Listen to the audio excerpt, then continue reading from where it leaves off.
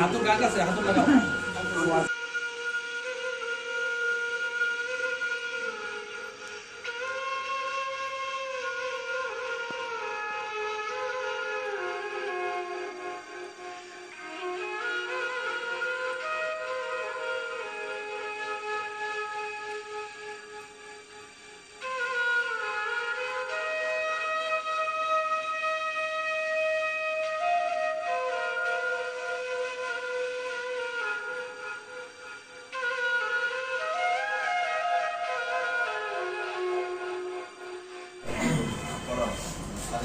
আর 16 December মহান বিজয় দিবস, বাংলার ইতিহাসে এক গৌরব উজ্জ্বল দিন।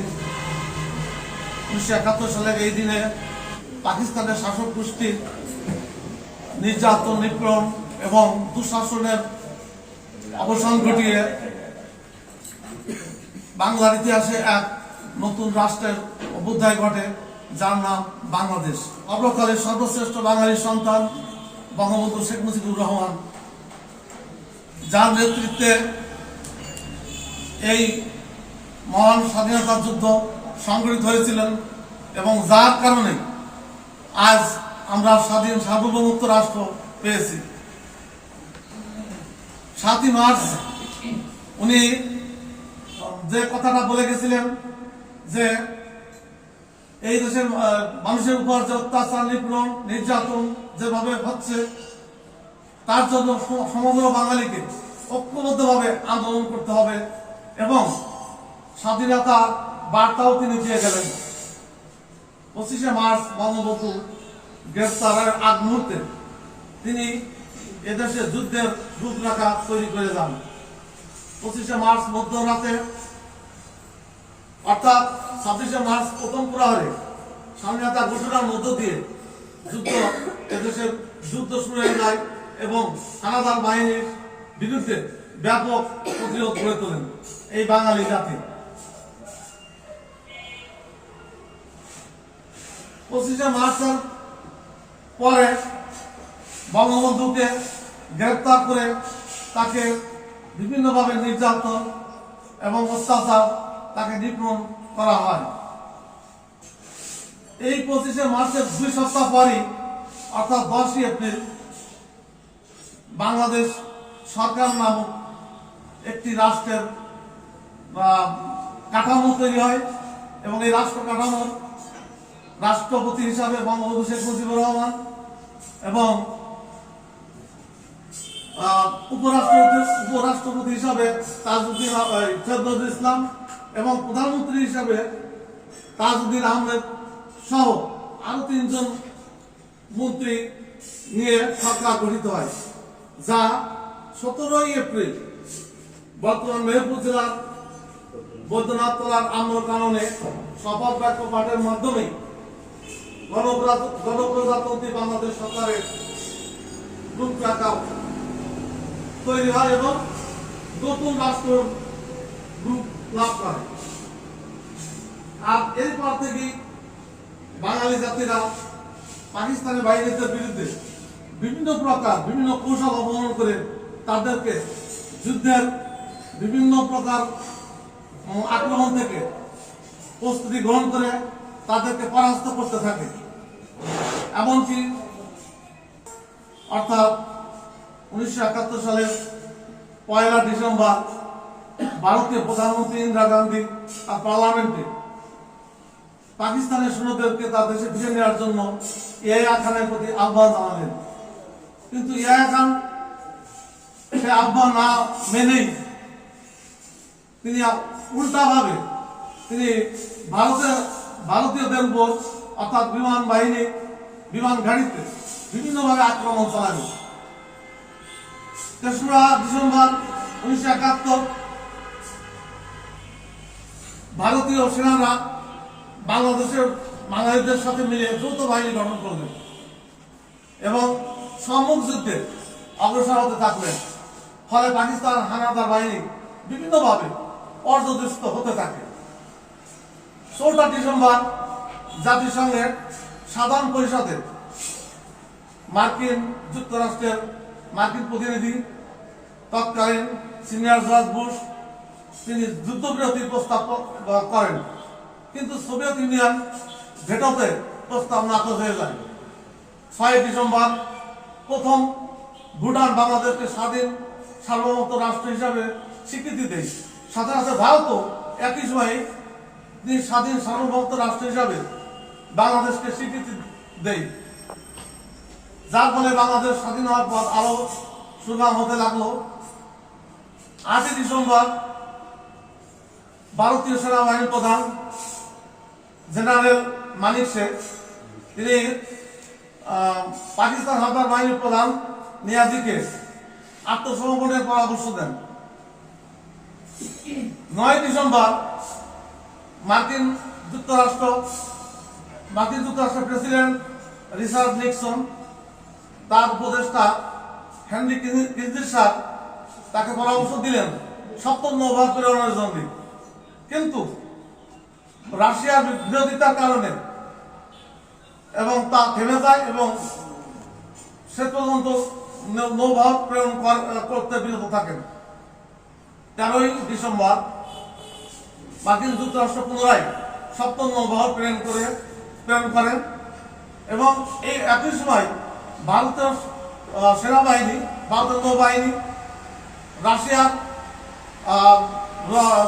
রাশিয়াকে আমন্ত্রণ জানাইলেন রাশিয়ার রণতরী এবং তার যুদ্ধজাহাজ ভারত মহাসাগরে প্রেরণের জন্য। 14 ডিসেম্বর যখন পাকিস্তানি হানাদার বাহিনী দেখলেন যে তাদের পরাজয় সুনিশ্চিত, তখন তারা বেছে বেছে বাংলাদেশের শহীদ বুদ্ধিজীবীদেরকে হত্যা করতে দ্বিধাবোধ করলেন না। 15 ডিসেম্বর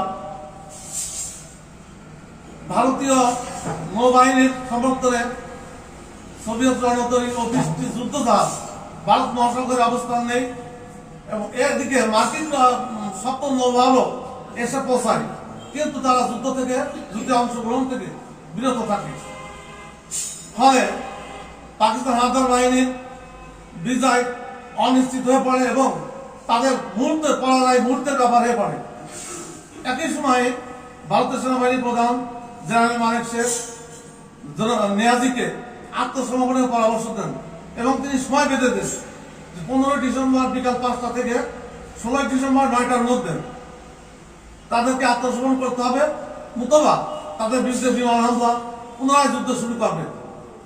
শেষ পর্যন্ত তারা মেনে নেন এবং 16 ডিসেম্বর প্রায় 93,000 সৈন্য সহ পাকিস্তান হানাদার বাহিনীর প্রধান জেনারেল নিয়াজি, যৌথ বাহিনীর প্রধান জেনারেল জাবসির অরোরার কাছে আত্মসমর্পণ করেন। আর এর মধ্য দিয়ে স্বাধীন সার্বভৌম বাংলাদেশ হিসাবে পৃথিবীর বুকে একটি নূতন রাষ্ট্রের সৃষ্টি হয়। আমি যারা এই যুদ্ধে যারা শহীদ হয়েছে তাদের সবার আত্মার মাগফিরাত কামনা করে আমি শেষ করছি। আল্লাহ হাফেজ। ঐতিহ্যবাহী কলাকুপা 25 তারিখ উচ্চ বিদ্যালয়ের পক্ষ থেকে মহান বিজয় দিবস। এই বিজয় দিবসে উপস্থিত অত্র প্রতিষ্ঠানের প্রধান শিক্ষক, সহকারী প্রধান শিক্ষক, অন্যান্য শিক্ষক শিক্ষিকা মণ্ডলী এবং অন্যান্য যারা উপস্থিত আছেন সবাইকে জানাচ্ছি বিজয় শুভেচ্ছা এবং সালাম। আসসালামু আলাইকুম। এই বিজয়ের মহানায়ক বাংলাদেশের হাজার বছরের শ্রেষ্ঠ বাঙালি বঙ্গবন্ধু শেখ মুজিবুর রহমান, যার দু একটা কথা না বললেই নয়। তিনি স্বপ্ন দেখেছিলেন এমন একটি দেশের যে দেশের মানুষেরা বিশ্বের অন্যান্য উন্নত দেশের সাথে তাল মিলিয়ে চলবে এবং উন্নত রাষ্ট্রে পরিণত হবে। বাংলাদেশের মানুষ থাকবে স্বাধীন, তারা পরাধীন থাকবে না। পরাধীনতার জেনজের থেকে মুক্ত হয়ে মুক্ত বিহঙ্গের মতো এদেশের মানুষও বিচরণ করবে এক প্রান্ত থেকে অন্য প্রান্তে এবং তারা অর্থনৈতিক, সামাজিক এবং রাষ্ট্রীয়ভাবে মহান মর্যাদায় একটি উন্নত জাতিতে পরিণত হবে, এই ছিল বঙ্গবন্ধুর আশা। বলতে বিদ্যা করছি না যে বঙ্গবন্ধু শেখ মুজিবুর রহমানের সুযোগ্য কন্যা বাংলাদেশের রাষ্ট্রনায়ক প্রধানমন্ত্রী শেখ হাসিনা তাকে অনুসরণ করে বাংলাদেশকে ধাপে ধাপে উন্নতির দিকে নিয়ে যাচ্ছে। বাংলাদেশ বিশ্বের দরবারে উন্নত জাতিতে পরিণত হতে যাচ্ছে, তার এক উজ্জ্বল দৃষ্টান্ত স্থাপন করেছে বাংলাদেশের পদ্মা সেতু। মহান বিজয় দিবস 16 ডিসেম্বর 2020। আজ থেকে 49 বছর আগে আজকের এই দিনে আমি 71-এর প্রজন্মের সাক্ষী। আমার আজও মনে আছে 1971 সালের 16 ডিসেম্বরের স্মৃতি, আরো অনেক স্মৃতি মনে আছে। আমি সর্বাগ্রে ধন্যবাদ জানাচ্ছি আমাদের ঐতিহ্যবাহী কালাকুয়া কৃতিমকারী উচ্চ বিদ্যালয় কর্তৃক আয়োজিত বিজয় দিবসের আলোচনা সভার সম্মানিত সভাপতি জনাব শাহ আলম প্রধান শিক্ষক এবং অন্যান্য শিক্ষক মন্ডলী। আমি নিজেকে অত্যন্ত গর্বিত মনে করছি যে আল্লাহ অশেষ রহমতে আমি 49 বছর পরেও আজকের এই গৌরব উজ্জ্বল দিনে দাঁড়িয়ে আমি স্বাধীনতার 16 ডিসেম্বরের সম্পর্কে কিছু বলার সৌভাগ্য আমার হয়েছে, এবং এটা আমি মনে করি পরম করুণাময় আল্লাহ তাআলার অশেষ আশীর্বাদ। আমরা জানি আমরা ভারতবর্ষ 200 বছর উপনিবেশিক শাসন ব্যবস্থার অধীনে ছিল, অর্থাৎ ব্রিটিশরা শাসন করেছে এই ভারতবর্ষ। আমরা তখন পরাধীন ছিলাম, তখন আমরা পরাধীনতার শৃঙ্খলে আবদ্ধ ছিলাম। ব্রিটিশরা আমাদেরকে বিভিন্নভাবে শাসন, শোষণ, নির্যাতন, অধিকার থেকে বঞ্চিত করেছে। তারপর আমাদের ভারতবর্ষের কিছু নেতা তারা ধর্মের ভিত্তিতে ভাগ করলেন, ভারতবর্ষকে পাকিস্তান রাষ্ট্র সৃষ্টি করলেন, এবং ব্রিটিশরা তখন সুযোগ পেল ভাগ করে দেওয়া, যে দেশকে যেহেতু ধর্মের ভিত্তি পিছুটা তুলছে এটাকে ভাগ করে দেয়। সেই ভাগে আমরা পড়লাম পশ্চিম পাকিস্তানের অধীনে। আসলে আমাদের এই পূর্ব পাকিস্তান, তখন পূর্ব পাকিস্তান, এটা আমরা অবহেলিত ছিলাম আগে থেকে। পশ্চিম পাকিস্তানিরা এদেশ ভাগ করার পর থেকে দেশের নিয়ন্ত্রণ, দেশের শাসন ভার, সুযোগ সুবিধা সবকিছু তারা নিয়ে নিল। আমাদের পূর্ব পাকিস্তান এর মানুষকে পদানত করে রাখল। এটা উপলব্ধি করলেন আমাদের অবিসাংবাদিত নেতা, মহান জাতির জনক শেখ মুজিবুর রহমান। তিনি গর্জে উঠলেন যে না, এটা হতে পারে না, আমরা বাঙালিরা চিরদিন অবহেলিত থাকতে পারি না। তিনি স্বাধিকার আন্দোলন, 6 দফা আন্দোলন, এসব কিছু তিনি তুলে ধরলেন, এবং আমাদের বাঙালিদের অধিকারের কথা, বঞ্চনার কথা, দুঃখের কথা, কষ্টের কথা তিনি তুলে ধরলেন। তাকে দমন করার জন্য তৎকালীন পশ্চিম পাকিস্তানি শাসক গোষ্ঠী নানা রকম ষড়যন্ত্র শুরু করলেন তাকে দমানোর জন্য, তাকে হটানোর জন্য। কিন্তু তিনি কিছুতেই হটলেন না, তিনি কিছুতেই পশ্চাৎপদ হলেন না। তিনি মানে তার জন্ম হয়েছিল যে বাঙালির স্বাধীনতার জন্য, যে বাঙালি জাতি বাংলাদেশকে সৃষ্টি করার জন্যই বঙ্গবন্ধু শেখ মুজিবুর রহমানের জন্ম হয়েছিল। এবং তার আত্মজীবনী আমরা যদি দেখি, অধ্যয়ন করি, তাহলে দেখি যে তার জীবনটাই সংগ্রামে বা আন্দোলনে পরিপূর্ণ ছিল। তিনি 12 বছর জেল কেটেছেন। তিনি পাকিস্তানিদের অত্যাচারের শিকার হয়েছেন। তিনি আগরতলা ষড়যন্ত্র মামলার আসামি ছিলেন।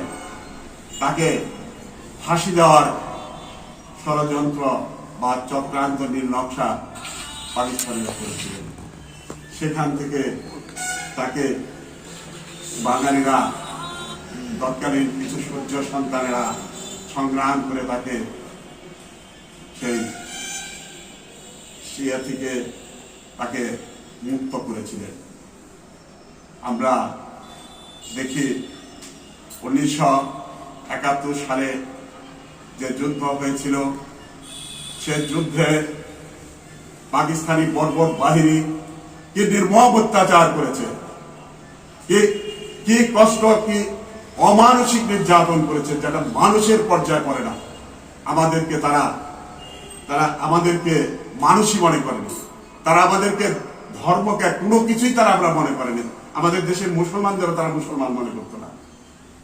অথচ আমাদেরই কিছু ধূসর আমাদের দেশের তারা তাদেরকে তখন সহযোগিতা করে রাজাকার, আল বদর, আল সাম তারা প্রতিষ্ঠা করতে চেয়েছিল পূর্ব পাকিস্তানের সঙ্গে সংযুক্ত থাকতে চেয়েছিল। কিন্তু দুর্ভাগ্যজনক তাদের সে আশা পূরণ হয়নি। আমাদের দেশ স্বাধীন হয়েছে, আমরা স্বাধীনতা পেয়েছি। আমরা চাই আমাদের স্বাধীন সার্বভৌম রাষ্ট্র হিসাবে আমরা যেন চিরদিন মাথা উঁচু করে বিশ্বের দরবারে দাঁড়াতে পারি, প্রতিষ্ঠিত হতে পারি।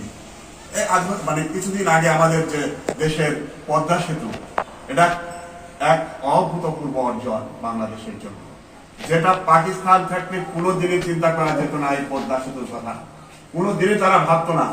অথচ আমরা সেদিন দেখলাম যে এই পদ্মা সেতু হওয়ার কারণে দক্ষিণ পশ্চিমাঞ্চলের 21টি জেলা মানুষ, 3 কোটি মানুষের ভাগ্য উন্নয়ন হবে এবং আমাদের দেশের জাতীয় প্রবৃদ্ধির হার বৃদ্ধি পাবে।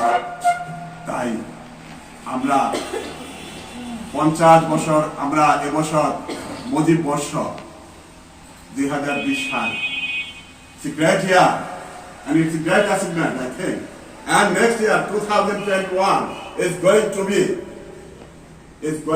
the golden, going to be celebrated the golden jubilee of Bangladesh.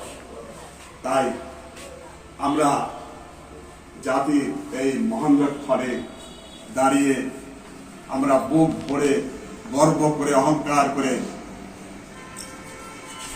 ঘোষণা করছি যে আমরা স্বাধীন জাতি, আমরা কারো অধীনে নই। আমরা আমাদের স্বাধীনতার চেতনা, আমাদের বাঙালিত্বের চেতনা আমরা যেন ভুলে না যাই। আমাদের দেশের স্বার্থের কথা, আমাদের আত্মপরিচয় যে আমরা বাঙালি, এ কথা যেন আমরা কখনো ভুলে না যাই। আমাদের এখন সময় এসেছে আত্মোপলব্ধির। আমরা সে কথা স্মরণ করে আমাদের বর্তমান প্রধানমন্ত্রী, জাতির জনকের সুযোগ্য কন্যা শেখ হাসিনা, তিনি শক্ত হাতে এবং যোগ্য নেতৃত্বে দেশকে অনেক দূর এগিয়ে নিয়ে গেছে এবং আমরা 2040 সালে আমরা সুখী সমৃদ্ধ জাতি হিসাবে আত্মপ্রতিষ্ঠিত হব, এই আশাবাদ ব্যক্ত করে আমি আমার বক্তব্য শেষ করছি। Sir, my colleagues, Assalamu alaikum. Today is the victory day of Bangladesh. The 16th December is a red letter day in the history of Bangladesh. On this day, we achieved victory at the cost of a bloody battle, and Bangladesh came into being and occupied a place in the world map as an independent country. Every year, we observe this day with great solemnity. Remember the supreme sacrifice of the heroic sons and daughters who died for the country and paid glowing tribute to their departed soul. The day begins with gunshot. The whole country wears a festive look. The national flag is hoisted on the top of each house. Many meetings, seminars, symposiums, and discussions are held. People of all walks of life go to the natural mausoleum and offer flowers there as a symbol of profound homage to the martyred violent absolvers. This day is a day of great joy, hope, and inspiration. This victory symbolizes victory against injustice, tyranny, and falsehood. No more today. Thank you very much. অন্যান্য শিক্ষক শিক্ষিকা মন্ডলী আসসালামু আলাইকুম। আজ 16 December 2020 মহান বিজয় দিবস, 49তম বিজয় দিবস বাংলাদেশের জন্য। বাংলাদেশকে বঙ্গবন্ধু শেখ মুজিবুর রহমানের হাত ধরে আজকে বাংলাদেশ প্রতিষ্ঠিত হয়েছে। বঙ্গবন্ধু শেখ মুজিবুর রহমান যে স্বপ্ন দেখেছিলেন, সেই স্বপ্ন বাস্তবায়ন করবে কারা? সেই স্বপ্ন বাস্তবায়ন করবে আমরা বাংলাদেশি যারা আছি তারা।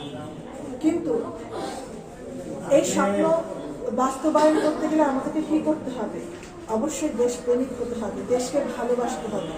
1971 সালে যারা যুদ্ধে অংশগ্রহণ করেছিল তারা কিন্তু তাদের পরিবার পরিজন সবকিছু পিছনে ফেলে, সব চিন্তাকে পেছনে ফেলে তারা দেশের জন্য যুদ্ধ করেছিল।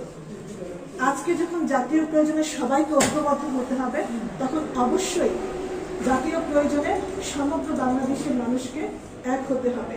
তখন কোনো পিছুটান রাখলে চলবে না। এই বাংলাদেশকে এগিয়ে নিয়ে যাবে আমাদের বাংলাদেশের তরুণ প্রজন্ম যারা আছে তারাই। আজকে বর্তমান দুনিয়াতে কেউ কাউকে স্বাধীনতা এনে দেয় না, কেউ কাউকে মুক্তি দেয় না, কেউ কাউকে সাহায্য করে না। এজন্য ব্যক্তিকে সচেতন হতে হয়। ব্যক্তি যদি সচেতন হয় তাহলে ব্যক্তি দায়িত্ববান হয় দেশের প্রতি, আর দেশের প্রতি দায়িত্ববান হলে সে একসময় দেশ রত্ন হয়ে ওঠে। কাজেই আমাদের দেশকে ভালোবাসতে হবে, আর এই বিজয়ের বার্তা পরবর্তী প্রজন্মের কাছে পৌঁছে দিতে হবে। এটা শুধু অনুষ্ঠানের মাধ্যমে সীমাবদ্ধ রাখলে চলবে না, এটা পারিবারিকভাবে শিশু সন্তানকে শোনাতে হবে, জানাতে হবে যে স্বাধীনতা দিবস কি, বিজয় দিবস কি, বুদ্ধিজীবী দিবস কি, এবং 21শে ফেব্রুয়ারি যে শহীদ দিবস, আন্তর্জাতিক মাতৃভাষা দিবস, এই দিবসগুলো কি, এগুলো আমাদের পরবর্তী প্রজন্মের কাছে দাঁড়ে দাঁড়ে আমাদেরকে পৌঁছে দিতে হবে। আর এটা পৌঁছে দিতে পারলেই আমরা দেশপ্রেমিক নাগরিক গড়ে তুলতে পারবো। আর তখনই বঙ্গবন্ধু শেখ মুজিবুর রহমানের স্বপ্ন সফল হবে, যিনি সুন্দর একটি দেশ গড়ার স্বপ্ন দেখেছিলেন। আর সেই স্বপ্ন বাস্তবায়ন হলে আমাদের দেশ আরো উন্নতির দিকে এগিয়ে যাবে, আমরাও জাতি হিসেবে আরো উন্নত হব। এই বলে আজ আমি আমার বক্তব্য শেষ করছি। সকল শহীদদের প্রতি শ্রদ্ধা জানিয়ে আজকের বক্তব্য শেষ করছি। ধন্যবাদ।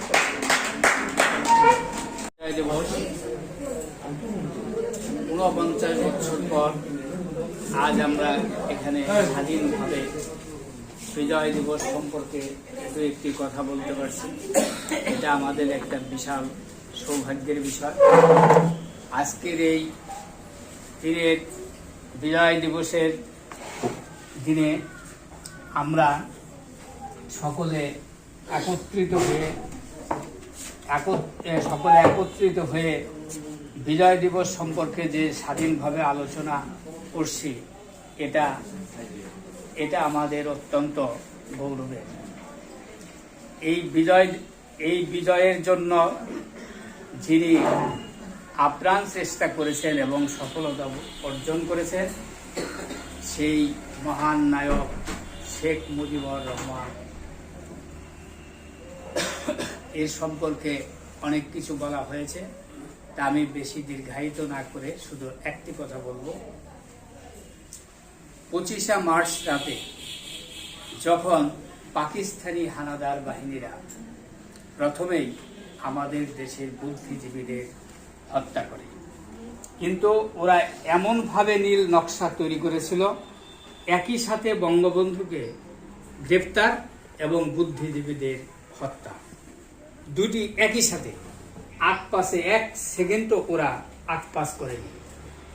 ঠিক 12টায় শেখ মুজিবুর রহমান একা অ্যাসেম্বলিতে পাকিস্তানিদের সাথে গিয়েছিলেন, তার সাথে একটি লোক ছিল না।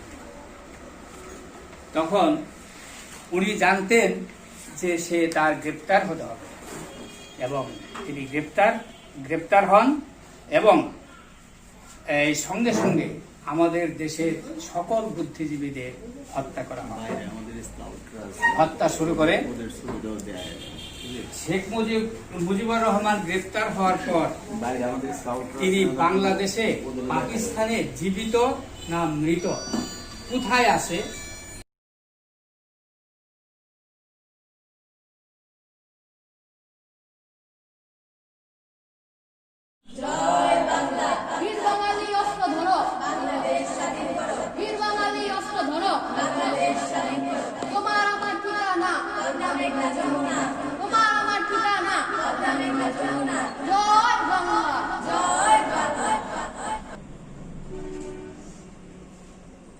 ভাইরা আমার, আজ দুঃখ ভারাক্রান্ত মন নিয়ে আপনাদের সামনে হাজির হয়েছি।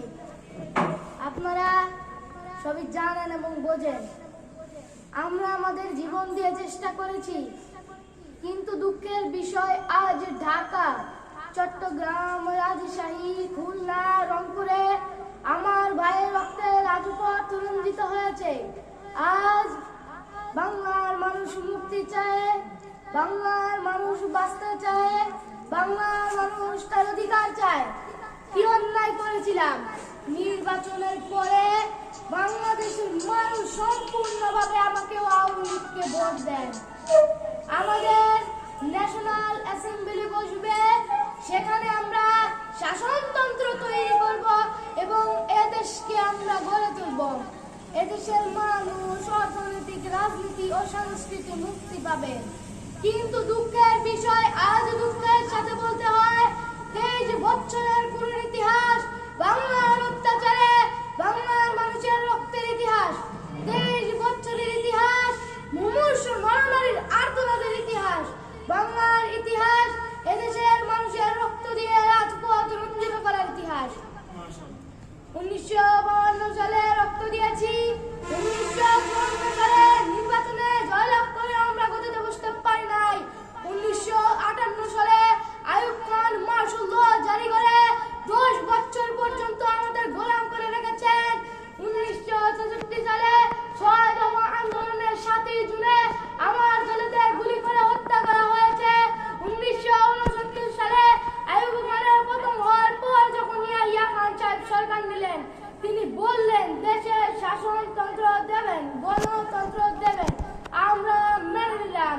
তারপর অনেক ইতিহাস হয়ে গেল, নির্বাচন হলো, আমি প্রেসিডেন্ট ইয়াহিয়া খান সাহেবের সাথে দেখা করেছি। আমি শুধু বাংলার নয়, পাকিস্তানের মেজরিটি পার্টির নেতা হিসেবে তাকে অনুরোধ করলাম 15 ফেব্রুয়ারি তারিখে আপনি জাতীয় পরিষদের অধিবেশন দেন। তিনি আমার কথা রাখলেন না, তিনি রাখলেন ভুট্টো সাহেবের কথা। তিনি বললেন প্রথম সপ্তাহ মার্চ মাস হবে। আমি বললাম ঠিক আছে, আমরা অ্যাসেম্বলিতে বসবো। আমি বললাম অ্যাসেম্বলির মধ্যে আলোচনা করব। এমনকি আমি এই পর্যন্ত বললাম অ্যাসেম্বলির মধ্যে যদি কেউ ন্যায্য কথা বলে, আমরা সংখ্যায় বেশি হলেও একজনও যদি হয় তার ন্যায্য কথা আমরা মেনে নেব। ভুট্টো সাহেব এখানে এসেছিলেন, আলোচনা করলেন, বলে গেলেন যে আলোচনার দরজা বন্ধ নয়, আরো আলোচনা হবে। তারপর আমরা অন্যান্য নেতাদের সঙ্গে আলোচনা করলাম, আপনারা আসুন বসুন, আমরা আলোচনা করে শাসনতন্ত্র তৈরি করব। তিনি বললেন পশ্চিম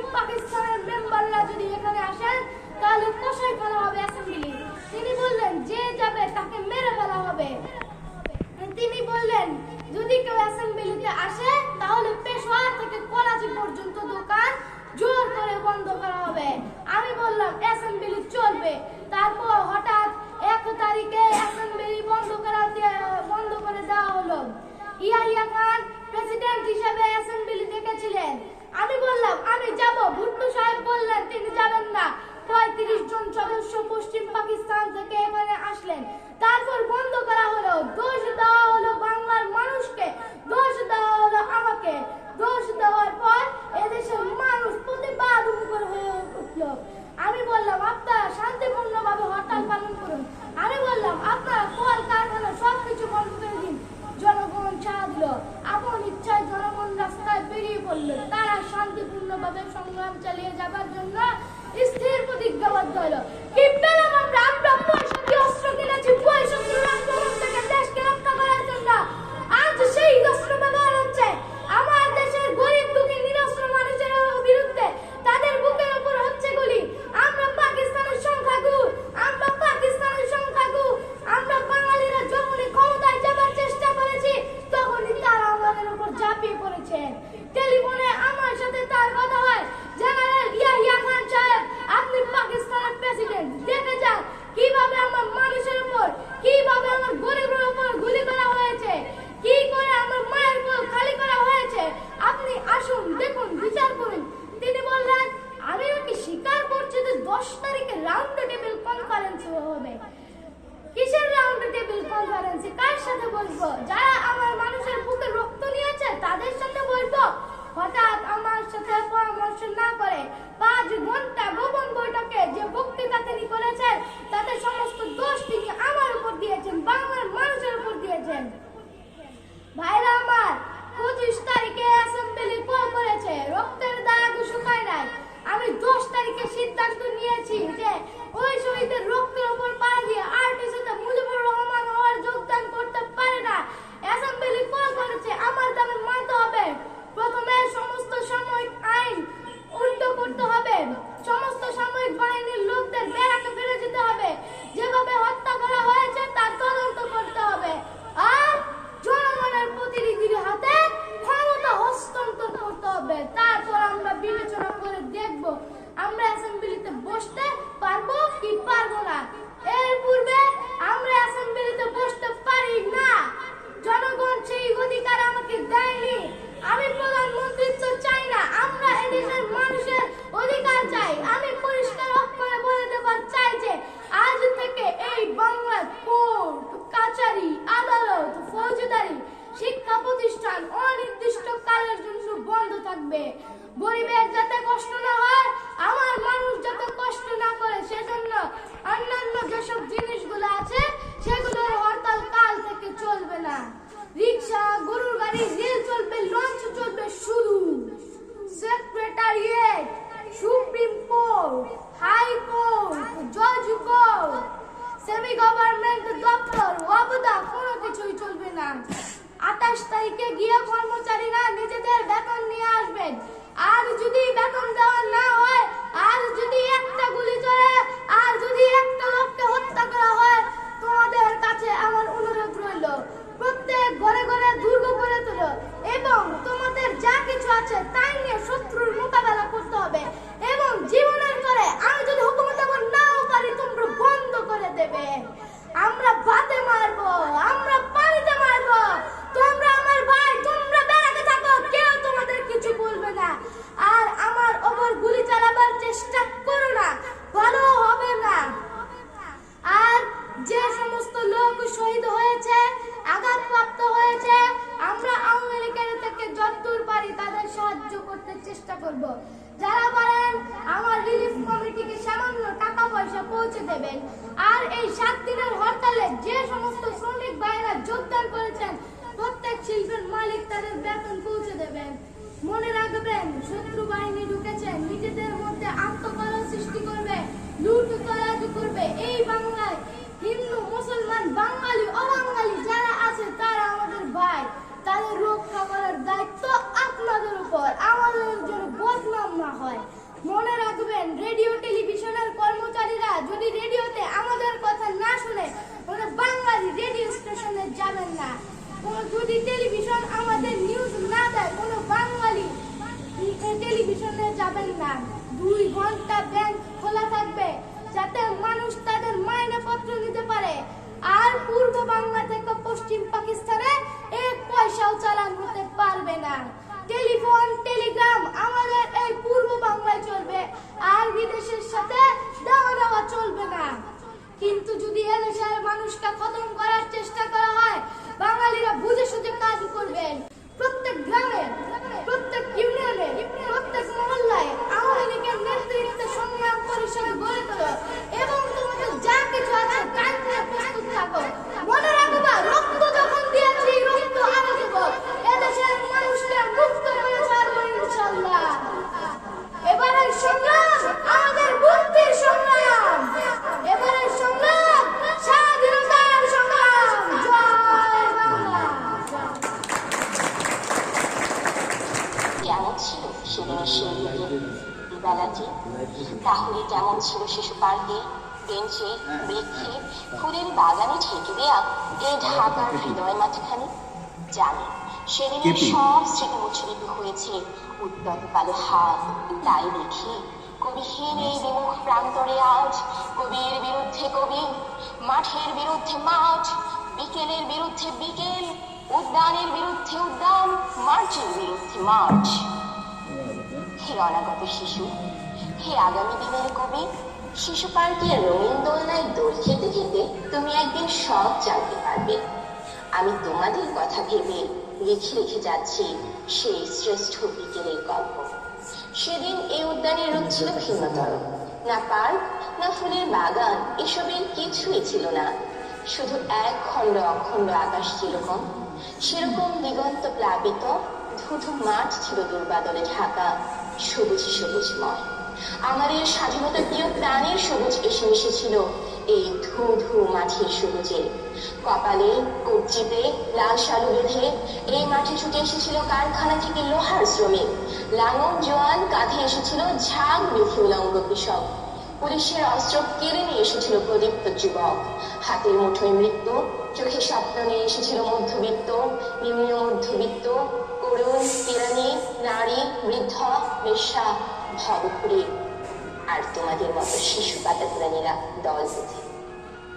একটি কবিতা পড়া হবে, তার জন্য কি ব্যাকুল প্রতীক্ষা মানুষের। কখন আসবে কবি? শত বছরের শত সংগ্রাম শেষে রবীন্দ্রনাথের মতো দৃপ্ত পায়ে হেঁটে অতঃপর কবি এসে জনতার মঞ্চে দাঁড়ালেন।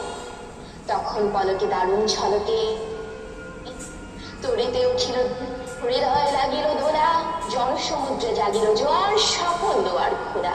কে রোধে তাহার বজ্র কণ্ঠবাণী?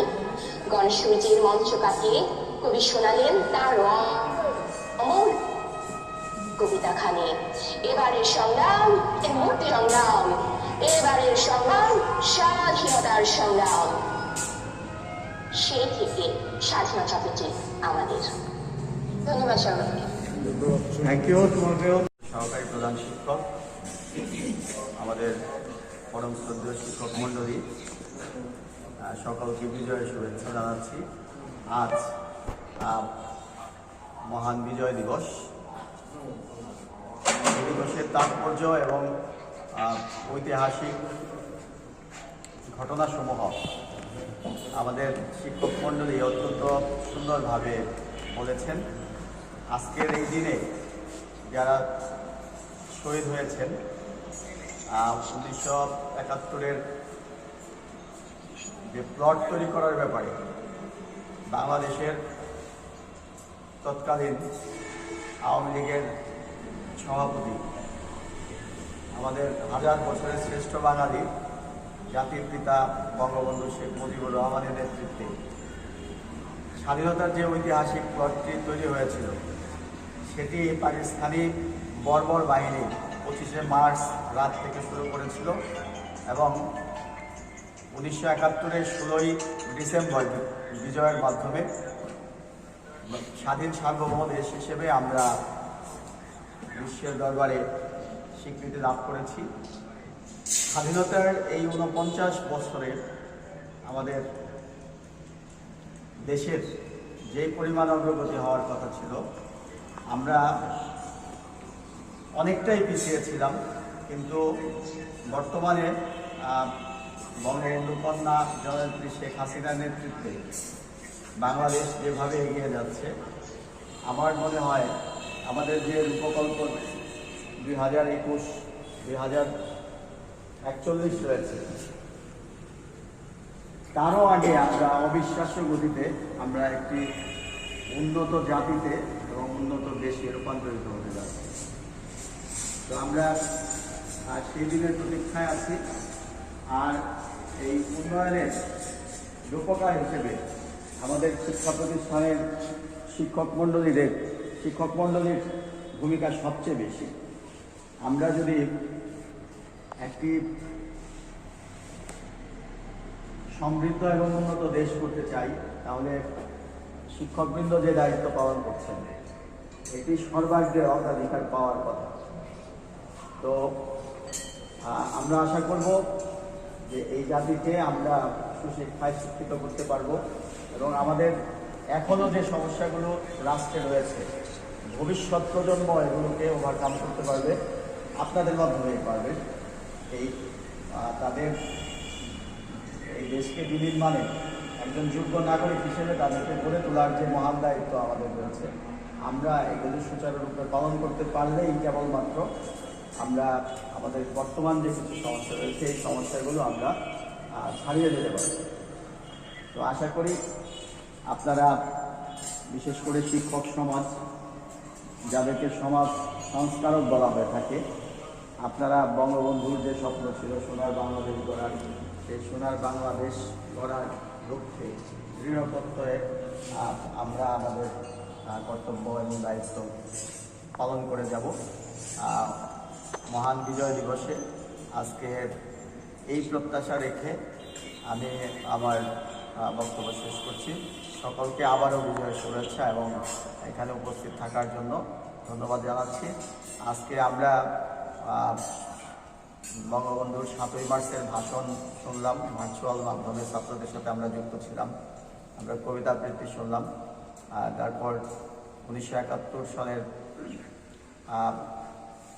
স্বাধীনতা যুদ্ধে যে সমস্ত বীর সেনানী অংশগ্রহণ করে যারা মৃত্যুবরণ করেছেন, শাহাদাত বরণ করেছেন, যারা আঘাতপ্রাপ্ত হয়ে এখনও জীবিত আছেন, তাদের সকলের জন্য আমরা আজকে প্রার্থনা জানাবো যে তারা দেশের জন্য যে ভূমিকা রেখেছেন তাদের এই ভূমিকার প্রতিদান অবশ্যই তারা যেন পায়, এবং যারা শাহাদাত বরণ করেছেন তাদের আত্মার মাগফিরাত কামনা করে আমি আমার বক্তব্য শেষ করছি। ধন্যবাদ সবাইকে।